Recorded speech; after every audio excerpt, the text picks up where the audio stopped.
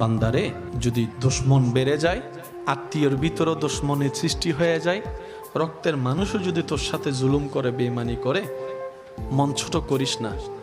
তোদের জীবনের প্রতিটা ক্ষণে কিভাবে মোকাবেলা করবি সেটা প্র্যাকটিক্যাল শিখে নেওয়ার জন্যই আমি প্রত্যেকটা নবীকে এক একটা মুসিবত দিয়ে তোদের জন্য শিক্ষার ব্যবস্থা করে দিয়েছি। সুবহান। তোদের উপর যখন আপনরা বেশি কষ্ট দিবে, জুলুম করবে, ইউসুফ নবীর জীবনীটা একটু খেয়াল করিস। ইউসুফ নবীর জীবনীটা একটু খেয়াল করিস।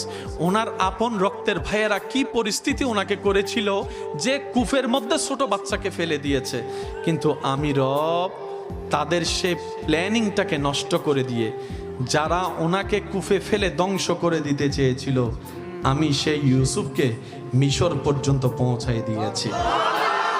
জগৎ ওনাকে অপরাধী ভেবে, অপরাধী মনে করে জেলখানায় বন্দি বানিয়েছে।